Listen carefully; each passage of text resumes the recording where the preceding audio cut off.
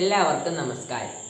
ഞാൻ ഇന്നിവിടെ സംസാരിക്കാൻ പോകുന്നത് ആർട്ടിഫിഷ്യൽ ഇൻ്റലിജൻസ് മനുഷ്യൻ്റെ ഭാവിയിൽ ആപത്തായി തീരുമോ എന്നതാണ്.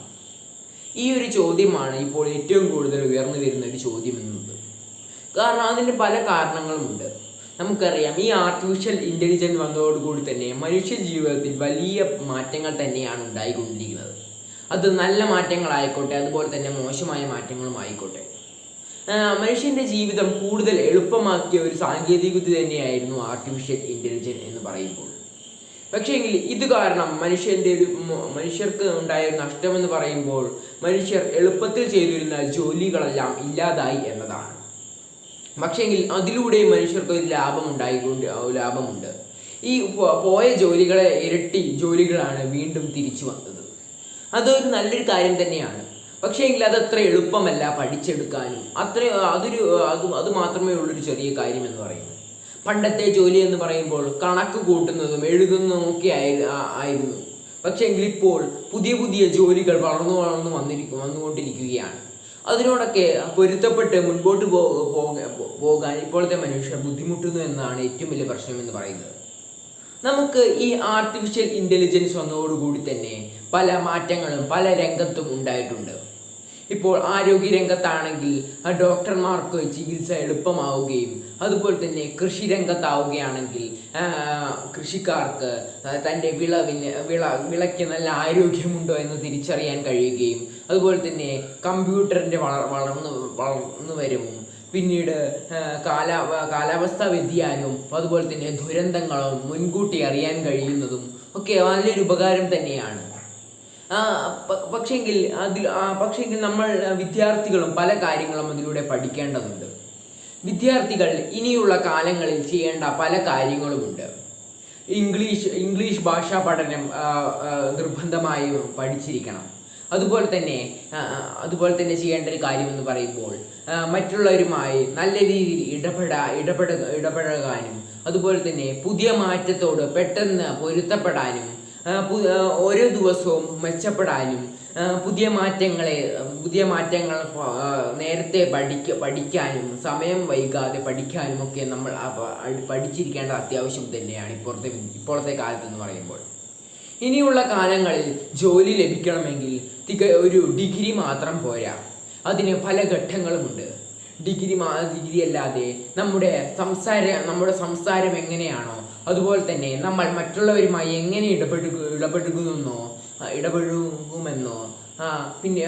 പിന്നീട് നമ്മൾ ശ്രദ്ധിക്കേണ്ടതെന്ന് വെച്ചാൽ പുതിയ മാറ്റങ്ങളെ പെട്ടെന്ന് പൊരുത്തപ്പെടുക എന്നതാണ് ഏറ്റവും പ്രധാനപ്പെട്ട ഒരു കാര്യമെന്ന് പറയുമ്പോൾ. നമ്മൾ ഇപ്പോഴത്തെ കാലത്ത് സംഭവിക്കുന്ന ഒരു കാര്യമെന്ന് പറയുമ്പോൾ നമ്മുടെ പുതിയ മാറ്റങ്ങളൊന്നും പല ആൾക്കാരും അറിയുന്നില്ല.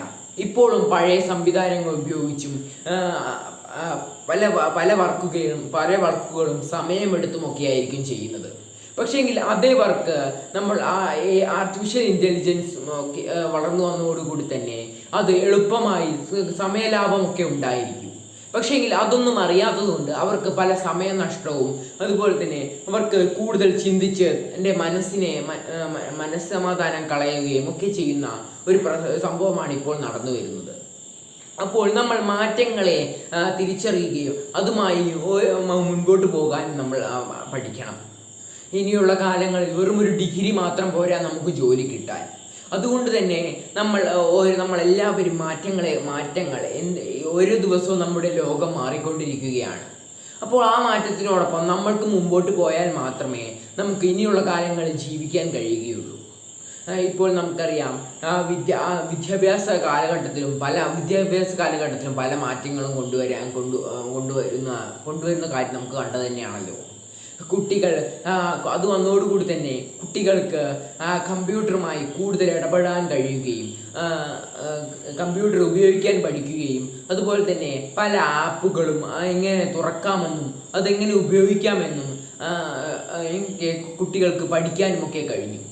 ഇനി വരായിരിക്കുന്ന കാലങ്ങളിൽ കുട്ടികൾ ബാഗും ചുമന്ന് പുസ്തകങ്ങളുടെ ഭാരവും ചുമന്ന് ഇനി സ്കൂളിൽ പോകാനുണ്ടതില്ല. ഇനി വരാനിരിക്കുന്ന കാലങ്ങളിൽ ഒരു ടാബ്ലറ്റ് ആയിരിക്കും. അതിൻ്റെ ഉള്ളിൽ എല്ലാ സബ്ജക്റ്റിൻ്റെയും നോട്ടും ടെക്സ്റ്റ് ബുക്കും എല്ലാം അടങ്ങിയ ഒരു ടാബ്ലറ്റ് മാത്രമായിരിക്കും ഇനി. അതുമാത്രം എടുത്തുകൊണ്ട് ഇനി സ്കൂളുകളിൽ പോയാൽ മതി. അങ്ങനെയുള്ള മാറ്റങ്ങൾ ഇനി വരാനിരിക്കുന്ന കാലങ്ങളിൽ ഉണ്ടാകുമെന്നതിൽ ഒരു സംശയവുമില്ല. പിന്നെ നമ്മൾ നോക്കുകയാണെങ്കിൽ അധ്യാപകർക്ക് പകരം റോബോട്ടുകൾ, അതുപോലെ തന്നെ കൃഷി ചെയ്യാൻ റോബോട്ടുകൾ എന്നിങ്ങനെ പിന്നീട് ഡോക്ടറിന് പകരം റോബോട്ട് ഡോക്ടർമാർ എന്നിങ്ങനെ എല്ലായിടത്തും റോബോട്ടുകളും ആർട്ടിഫിഷ്യൽ ഇൻ്റലിജൻസും അതുപോലെ തന്നെ ഡ്രോണുകളും എല്ലാം ഉപയോഗിച്ചായിരിക്കും ഇനിയുള്ള കാലങ്ങൾ മുൻപോട്ട് പോകാൻ പോകുന്നത്. അപ്പോൾ ഈ കാര്യങ്ങളൊന്നും അറിയാതെ നമ്മൾ ഇപ്പോഴും നിൽക്കുകയാണെങ്കിൽ നമ്മൾ ജീവിതത്തിൽ നിന്ന് വളരെയധികം പുറകോട്ട് തന്നെ പോകും. അപ്പോൾ നമ്മൾ ഓരോ ദിവസവും നടക്കുന്ന മാറ്റങ്ങൾ വ്യക്തമായും തിരിച്ചറിഞ്ഞ് അത് കൂടുതൽ പഠിക്കാനുമൊക്കെ ശ്രമിക്കണം. അവസാനമായി ഞാനൊന്ന് പറയുകയാണ്, നല്ല ബുദ്ധിമാന്മായ ഇനി വരാനിരിക്കുന്ന കാലങ്ങളിൽ നല്ല ബുദ്ധിയുള്ളവർക്ക് അല്ല ജോലി അവസരം ഉണ്ടായിരിക്കുക. മാറ്റങ്ങളെ തിരിച്ചറിഞ്ഞ് അതുമായി മുൻപോട്ട് പോകുന്നവരായിരിക്കും ഇനി വരാനിരിക്കുന്ന കാലങ്ങളിൽ ജോലി ഉണ്ടായിരിക്കുക. ഇത്രയും കാര്യങ്ങൾ പറഞ്ഞുകൊണ്ട് ഞാൻ എൻ്റെ പ്രസംഗം നിർത്തുന്നു. നന്ദി.